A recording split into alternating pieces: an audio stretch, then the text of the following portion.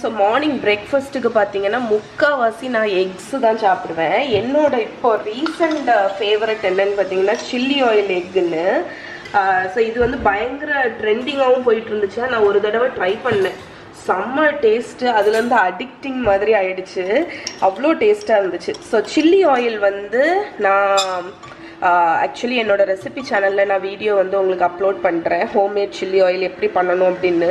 அது சீரியஸ்லி வேறு level chilli oil. உங்களுக்கு தெரியும், நான் வந்து இந்த இது ஆக்சுவலி என்ன பிராண்டுன்னு பார்த்தீங்கன்னா நான் இதை சர்ச் கூட பண்ணேன். ஏன்னா இந்த சில்லி ஆயில் அவ்வளோ டேஸ்ட், ஆல்மோஸ்ட் முடிஞ்சு போச்சு. இது முடிகிற டைமில் தான் இந்த ரெசிபி எப்படி பண்ணுறதுன்னு நான் சர்ச் பண்ணேன். இதில் இன்க்ரீடியன்ஸும் போட்டிருக்காங்களா, அதையும் பார்த்து ஒரு ஐடியா கிடச்சிருக்கு. அதனால நான் இதை வந்து உங்களுக்கு இது மாதிரி இல்லாட்டாலும் சிமிலராகிட்டு உங்களுக்கு ஒரு ரெசிபி சேனலில் செஞ்சு போடுறேன். இன்றைக்கி தான் ஆக்சுவலி அதை வீடியோ எடுக்க போகிறேன் ரெசிபி சேனலுக்கு. அதனால் அதோட லிங்க் நான் கீழே கொடுக்குறேன், செக் பண்ணிக்கோங்க. ஸோ இந்த சில்லி ஆயிலில் 1 டீஸ்பூன் நல்லா ஆட் பண்ணிக்கோங்க ஒரு பேனில். இதில் வந்து கார்லிக் இருக்குது, அதுக்கப்புறம் ஆனியன், அந்த மாதிரி நிறைய சூப்பர் ஐட்டம்லாம் இருக்குது.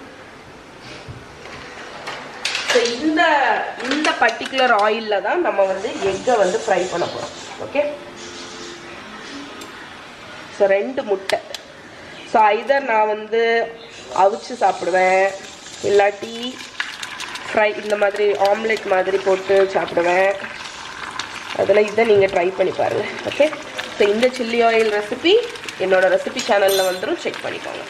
ஸோ இது வந்து கொஞ்சமாக ஃப்ரை ஆகட்டும்.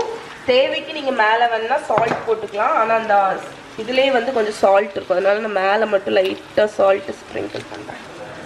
இனி இது ஃபுல்லாக செட் ஆகட்டும். ஒரு மூடி போட்டு மூடிடுங்க. மூடி போட்டு குக் பண்ணால் டக்குன்னு வெந்துடும். ஸோ நீங்கள் வந்து உங்களோட எக்கு உங்களுக்கு எந்த மாதிரி குக் பண்ண பிடிக்குமோ அந்த மாதிரி வச்சுக்கோங்க. ஸோ உங்களுக்கு மேலே யோக் வந்து ரன்னியாக வேணும்னா அந்த மாதிரி குக் பண்ணிக்கோங்க. நான் வந்து மிந்தியெல்லாம் பார்த்தீங்கன்னா ப்ரெட்டு கூட சாப்பிட்டுட்டு இருந்தேன். இப்போ நான் ப்ரெட்டு வந்து என்ன சொல்ல குறைச்சிட்டேன் ரொம்பவே. அதனால் மார்னிங் வந்து யூஸ்வலாக எக்கு மட்டும்தான் இருக்கும்.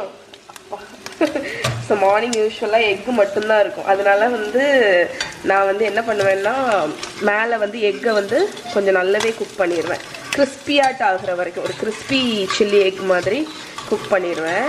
ஸோ எக் யோக்கும் பாருங்கள் நல்லா குக் ஆகிடுச்சு. இப்போ இதை சர்வ் பண்ணிடலாம்.